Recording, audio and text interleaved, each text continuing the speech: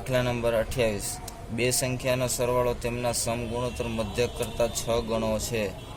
એટલે કે ધારો કે તે બે સંખ્યા a અને b છે. તો કન્ડિશન એવી છે કે a પ્લસ બી બરાબર 6 √a ઇન્ટુ બી. અહીં a plus B upon 2 √ab ને અહીંયા લાવીએ તો અહીંયા 3/1 વધે. હવે આ સૂત્ર બને a plus B plus 2 √ab upon a plus B minus 2 √ab બરાબર 3 + 1/3 - 1. તો આ છે √a પ્લસ √b નો whole square upon √a minus √b નો હોલ સ્ક્વેર.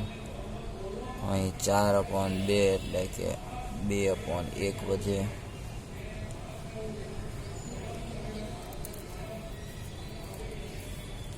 હવે આ બાજુ વર્ગ છે, સામે વર્ગમૂળ લઈએ તો √a plus √b upon √a minus √b બરાબર √2/1. ફરી યોગ વિયોગ કરીએ તો √a plus √b plus √a minus √b √2 + 1 √2 - 1 upon √a plus √b minus √a plus √b. Minus a plus A જતા રહે, અહીં પ્લસ બી માઇનસ બી જતા રહે તો 2 √a છેદમાં 2 √b બરાબર √2 + 1 √2 - 1 બે જતા રહે. હવે આ બધું વર્ગ છે, સામે વર્ગમૂળ છે, આ બધું વર્ગ a પ્લસ બી વર્ગ કરીએ તો √2 + 1 √2 - 1 બંનેનો વર્ગ.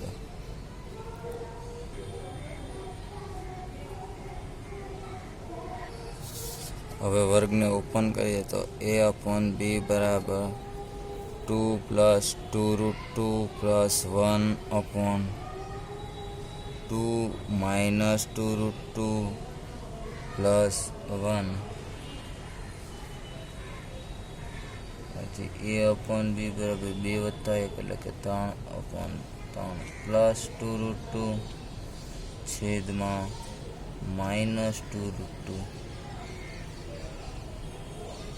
આથી a/b બરાબર 3 + 2 √2 જેમ 3 - 2 √2.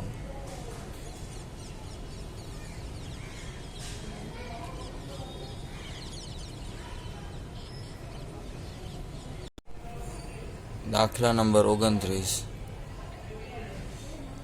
ધારો કે a અને b બે સંખ્યા છે.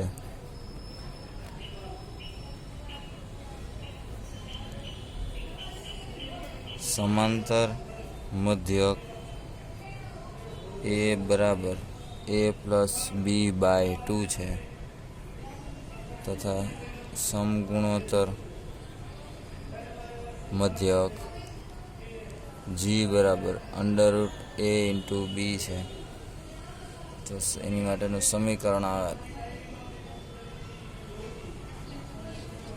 x² minus a plus B X plus a into B. આ બહુપદીનું જ સમીકરણ છે. તો x² માઇનસ a પ્લસ બી એટલે કે 2a x plus a into B એટલે કે g² બરાબર 0. આમાં a બરાબર 1, b બરાબર -2a, c બરાબર g². તો વિવેચક વાપરીએ તો b² minus 4ac 4a² minus 4 1 તો 4a² કોમન 4 કોમન કાઢીએ તો a² માઇનસ g². તો વિવેચક ડી મળે આપણે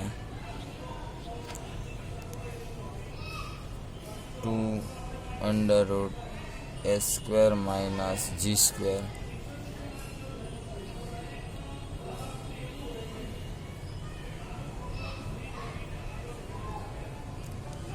તો આલ્ફા અને બીટા આપણા મૂલ્યો -b ± √d/2a મળે. તો સૂત્રનું માઇનસ તથા બીનું -2a એટલે કે +2a ± √d એટલે કે √d શું મળે તો કે 2 √a² માઇનસ g² અપોન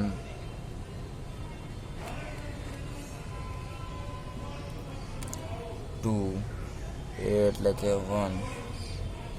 તો આથી સાબિત થાય 2 કોમન કાઢીએ તો a ± 2 કોમન કાઢીએ તો અંશ છેદમાંથી 2 ઉડી જાય. તો a ± √a² માઇનસ g².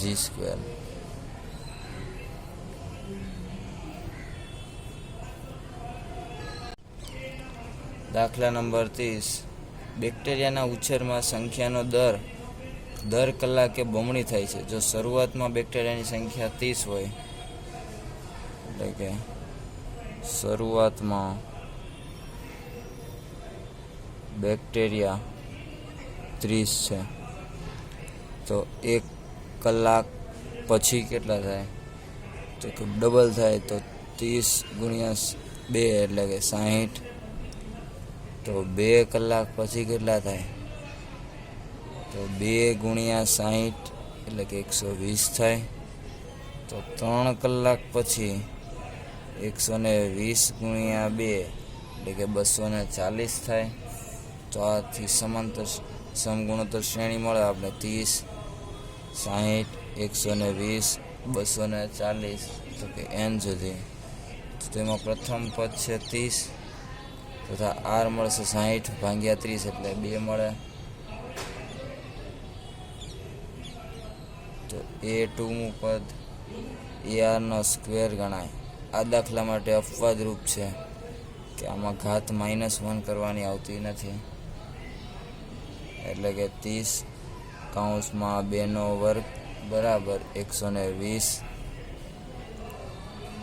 તેવી જ રીતે a4મું પદ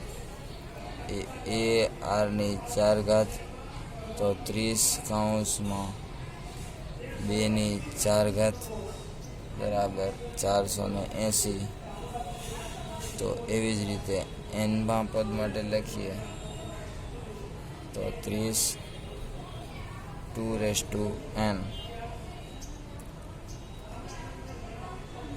વિડીયો ગમે હોય તો લાઈક કરો, તમારા મિત્રોને શેર કરો અને સબસ્ક્રાઈબ કરવાનું ભૂલતા નહીં.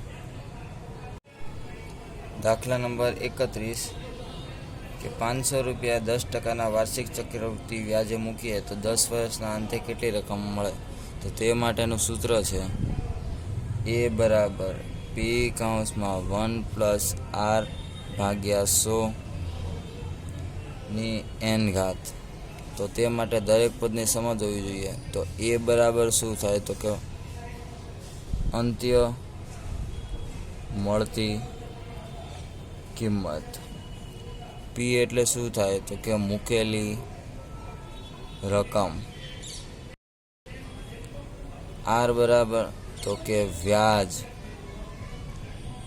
નહીં પણ આપણે કહી શકીએ કે ટકાવારી.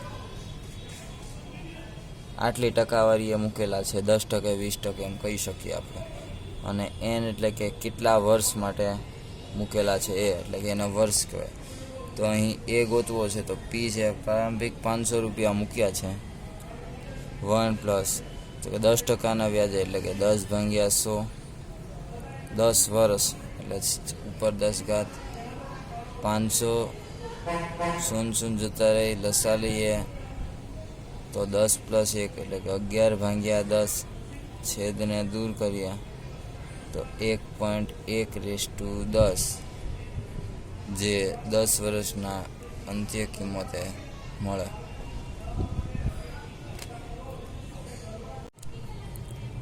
દ્વિઘાત સમીકરણના સમાંતર અને સમગુણોત્તર મધ્યક અનુક્રમે 8 અને 6 છે. એટલે સમાંતર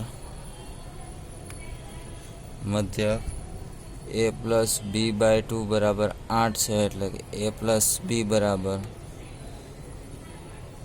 8 × 16 તથા સમગુણોત્તર મધ્યક √a × b બરાબર 5 છે. તો a × b બરાબર 5 નો વર્ગ એટલે કે 25. તો તેનું સમીકરણ x² - x a + b + a × b.